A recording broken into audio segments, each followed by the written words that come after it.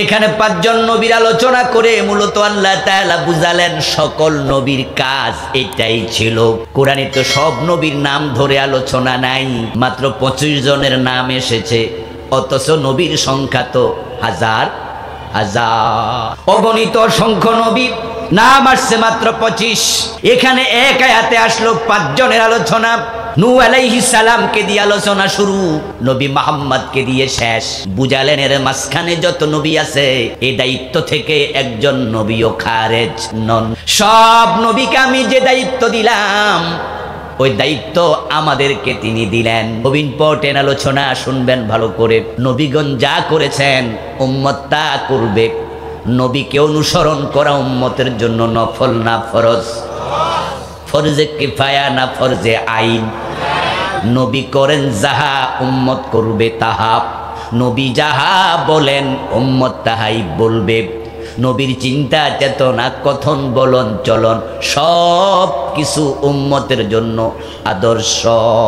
নবী হলেন উম্মতের জন্য মডেল, উম্মত হলো নবীদের অনুসারী।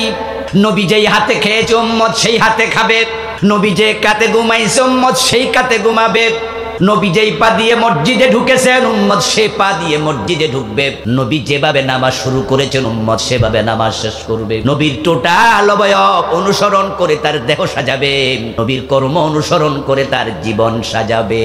নবী হলেন ফরমা, নবী হলেন আইডল, মডেল, উসওয়া, কুদওয়া, আইকন, নামুজাজ। তিনি হলেন আমাদের একমাত্র আদর্শ। নবীর কাজ উম্মতের কাজ। এখন নবী একজন নয়, নূহ থেকে মুহাম্মদ পর্যন্ত সব নবী যে কাজ করেছে আল্লাহ বলে সেই দায়িত্বটা উম্মতে মুহাম্মাদি তোমাদেরকে দিলাম। কি মস্ত বড় দায়িত্ব! সে দায়িত্ব যদি পালন না করেন আপনি উম্মতের অংশ কিভাবে ভাববেন নিজেকে?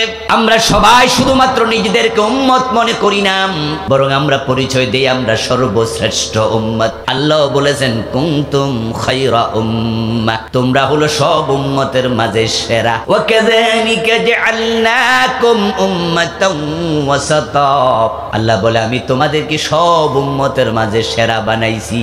সুবহানাল্লাহ। আমরা সবার মাঝে সেরা, সবার মাঝে যে সেরা তার দায়িত্ব হবে সেরা, এটা তো স্বাভাবিক। যে বড় হয় তার দায়িত্ব বেশি হয়, আর দায়িত্ব পালনে যখন ব্যর্থ হয় সাজাটাও বেশি হয়। মেম্বার যদি সরকারি আমানতে তসরুফ করে, মেম্বারকে যে দায়িত্ব সরকার দেয়, রাস্তার ছোটখাটো ব্রিজ কালভার্ট যেগুলোর বাজেট হবে 5.5 লাখ 7 লাখ 10 লাখ, এমন দায়িত্বগুলো মেম্বার পায়। বাজেটটা যখন 15 লাখ 20 লাখ 30 লাখ হয় এগুলো চেয়ারম্যান পায়। বাজেট যখন 1 কোটির বেশি হয়ে যায় তখন এটা চেয়ারম্যান পদে দেওয়া হয় না, এটা এমপি সাহেবের থাকে।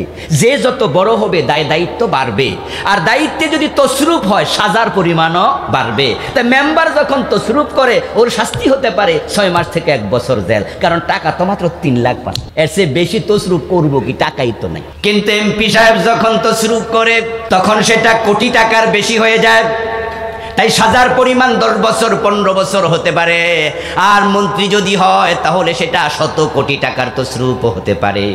তখন এমন মন্ত্রীও দুনিয়ায় আছে যাদের সরকারি দায়িত্ব অবহেলার কারণে যাবজ্জীবন কারাদণ্ড হতে পারে।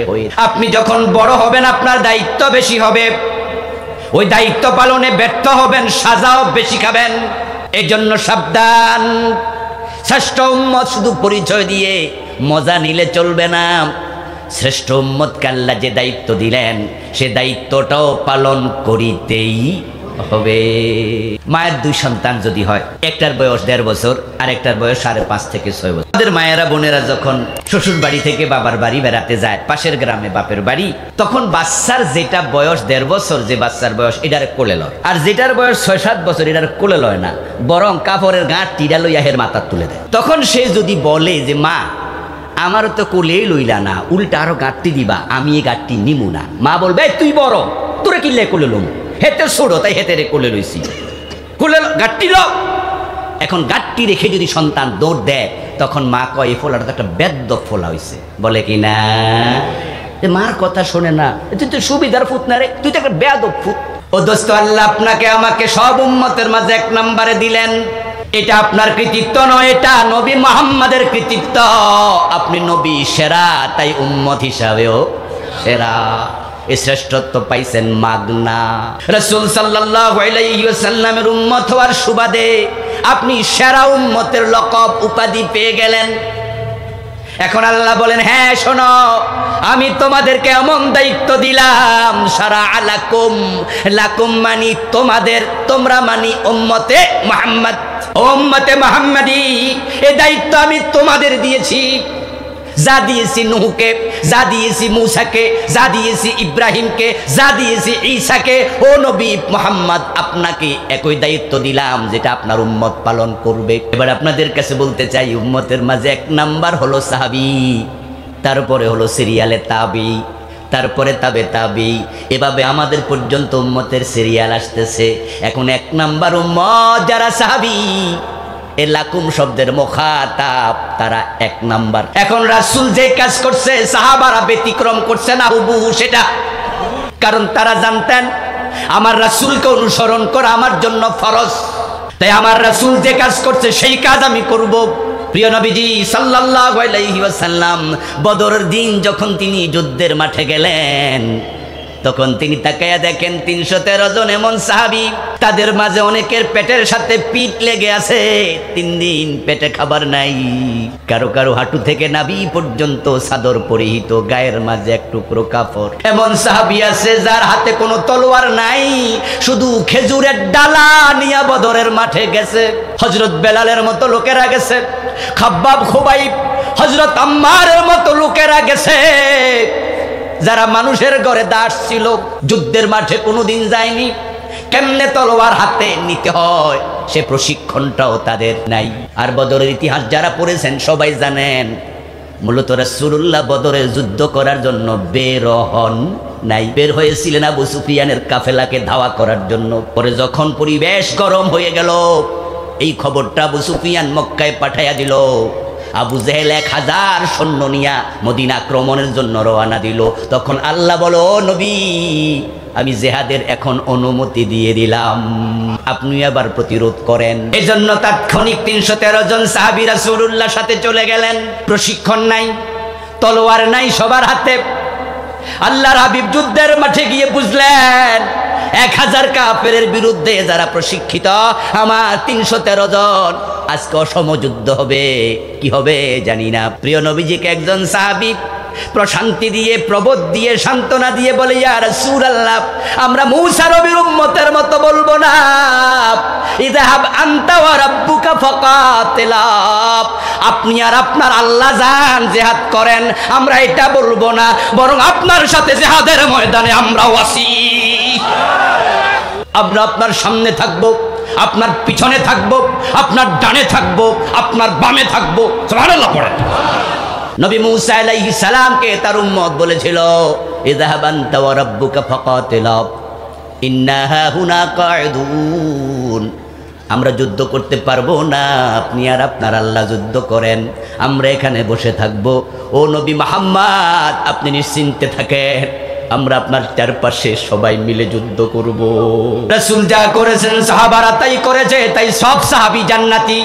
আল্লাহর নবীর সাহাবাদের মাঝে একজন সাহাবীও জাহান্নামী নাই। হাদিসে আছে লা ইয়াদখুলুন নার মান রাআনি মুমিনা, প্রিয় নবীজি বলেছেন আমাকে ঈমানের সাথে দেখেছে এমন একজন জাহান্নামে যাবে না। সব সাহাবী জান্নাতি। কারণটা কি? কারণ হচ্ছে তারা উম্মতের এত সৌভাগ্যবান অংশ যে তাদের মাঝে রাসূলুল্লাহর চিন্তা, চেতনা, কথা, বার্তা, আমলের খেলাফ একটা কাজও কেউ করতো না। করলে তওবা করতো, করলে তওবা ফিরে আসতো। এবার বলুন তো, সাহাবীদের পথ ধরে যদি জান্নাতে আমরা যেতে চাই, রাসূলুল্লাহকে অনুসরণ করা আমাদের দরকার আছে না নাই? নাকি শুধু নামের আগে সুন্নি লিখে বসে থাকবেন এতে জান্নাত? যদি আপনি রাসূল সাল্লাল্লাহু আলাইহি ওয়াসাল্লামকে অনুসরণ না করেন, আপনি উম্মতি না। উম্মত দাবি করলে উম্মত হওয়া যায় না, রাসূলকে অনুসরণ করে উম্মত হতেই হয়। আর যেই উম্মতেরা নিজেকে রাসূলের উম্মত দাবি করবে কিন্তু রাসূলকে অনুসরণ করে জীবন সাজাবে না, ওই উম্মতগুলো দাবি করবে এখানেই শেষ, জান্নাত পাবে। قال رسول الله صلى الله عليه وسلم كل امتي يدخلون الجنه ইল্লা মান আবা। প্রিয় নবীজি বলেন আমার সব উম্মত জান্নাতে যাবে, তবে অস্বীকারী উম্মত জান্নাত পাবে না। কিলা ইয়া রাসূলুল্লাহি মান আবা, প্রশ্ন করা হলো হে আল্লাহর নবী অস্বীকারী উম্মত কে? রাসূল জবাব দিচ্ছেন মান আতাআনি দাখালাল জান্নাতা ওয়া মান আসানি ফাকাদ আবা। যে আমি নবী মুহাম্মদকে অনুসরণ করে জীবন সাজাবে সে জান্নাতে যাবে, যে আমাকে অনুসরণ করতে পুরা জীবনে রাজি হবে না সে অস্বীকারী, সে জান্নাত পাবে না। এবার আপনাদের কাছ থেকে একটু জবাব চাইবো, দয়া করে জবাব দিয়েন। বাংলাদেশে রাসূলকে অনুসরণকারী লোকের সংখ্যা খুব বেশি না খুব কম? আমরা দেখি রাসূলকে অনুসরণ করে নামাজ পড়ে, কিন্তু রাসূলকে অনুসরণ করে আর অর্থনীতি চালায় না। 5 ওয়াক্ত নামাজিও সুদে টাকা লাগায়া রাখে। প্রিয় নবীজিকে অনুসরণ করে রমাদানে রোজা রাখে, ঘুম থেকে উঠে ঘড়ির দিকে তাকায়া দেখে সুবহে সাদেক তুলু হয়ে গেছে। ঘুম থেকে উঠে কানে আওয়াজ আসছে, চারিদিকে মসজিদে আজান শোনা যায়। ওই রোজাওয়ালা তখন আর সাহারি খায় না, তখন সাহারি না খাইয়াই রোজার নিয়ত করে উপাস রোজা রাখে। কারণ সে জানে সুবহে সাদেকের পরে সাহারি খাওয়ার সুযোগ রাসূলের ইসলামে নাই। রাসূলকে অনুসরণ করে রোজা রাখে, পেটে যত ক্ষুধাই হোক না কেন সূর্য ডুবার আগে ইফতার করে না। বারবার হাতের ঘড়ির দিকে তাকায়, কয় মিনিট আছে, সূর্য ডুবার কয় মিনিট আছে। সামনে খাবার আছে, খায় না। সামনে পানিও আছে, বুকে পিপাসা আছে, পান করে না। কোনো লাঠিয়াল ফেরেশতা পিছনে লাঠি নিয়ে দাঁড়ায়া নাই যে আপনি সূর্য ডুবার আগে খাইলে মাথায় বাড়ি দেবে। আপনি কাউকে ভয় পান না, ঘরের দরজা লাগাইয়াও খান না। শুধু খান না একজন দেখছে তার ভয়ে, তিনি কে? তো যে আল্লাহকে ভয় করে রমাদানে রোজা রাখে, রাসূলুল্লাহকে ফলো করে, সামনে খাবারটা তো হালাল, এই হালাল খাবার খায় না, কিন্তু রমাদানের দিনে সে রোজাওয়ালাও পিছে আবার গোশ খায়। পানির ইয়াটিয়া নাই। আপনাদেরকে প্রশ্ন করি, জবাব দেন, এই পানিটা কি হারাম না হালাল? তো রোজার দিনের বেলায় খাওয়া কি হালাল না হারাম? কিন্তু সূর্য ডুবে গেলে কি হারাম না হালাল? তাহলে এটা হারাম হলো 13 ঘন্টা, 14 ঘন্টা, 15 ঘন্টা, কিন্তু ঘোষ হারাম কয় ঘন্টা? তো যেটা 13 ঘন্টা হারাম সেটা আপনি খাইলেন না, যেটা 24 ঘন্টা হারাম সে গোশ খাইলেন কেমনে? ও প্রিয় ভাইরা, রাসূলকে অনুসরণকারী খুব কমে গেল। আজকের মাহফিল বোনের হক দেয় না। বাবা মরে গেছে 7 বছর 5 বছর আগে, মা মরে গেছে, বোনের জমিন আটকায়া রাখছে জোর কইরা। এমন ভাই আজকেও 2-4 জন এখানে আছে না নাই? তো রাসূলকে না মানলে তার মুখে দাড়ি কেন? রাসূলকে না মানলে তার মাথায় টুপি কেন? রাসূলকে ভালো না বাসলে আজকের মাহফিল উপস্থিত কেন? ভালোবাসে মানে তবে সে বড় সুবিধাবাদী। রাসূল মানে ততক্ষণ সুবিধা আছে। এই যে তুমি সুবিধা মতো রাসূলকে মানলা, আমার আগের ওয়াজিন হিফজু ভাই বলেছে, আমি আসতে আসতে শুনেছি আমাদের দেশে এমন নামাজি আছে নামাজও পড়ে, ধর্ম নিরপেক্ষ রাজনীতিও করে, ঠিক কিনা? নামাজ পড়ে, পুঁজিবাদী অর্থনীতি ফলো করে। মসজিদে হুজুর যখন আল্লাহর আইনের কথা বলে, আল্লাহর আইনে মসজিদ চলবে, সব মুসল্লিকে জিত, আল্লাহর আইনে মসজিদের নামাজ রোজা হজ যাকাত সব চলবে, সব মুসল্লিকে জি। এবার হুজুর কয় আল্লাহর আইনে সংসদ, গণভবন, বঙ্গভবন, আদালত চলবে, সাথে সাথে মুসল্লি দুভাগে বিভক্ত হবে। একদল কয় জি, আর একদল কয় হুজুর শুরু করছে রাজনীতি। তাহলে তারা আল্লাহর আইন মানতে রাজি হয় নিজের নির্দিষ্ট অংশে সুবিধাবাদ। যারা সুবিধা মতো আল্লাহকে মানে, রাসূলকে মানে, তারা আল্লাহর গোলাম না, রাসূলের উম্মত না, তারা নফসের গোলাম।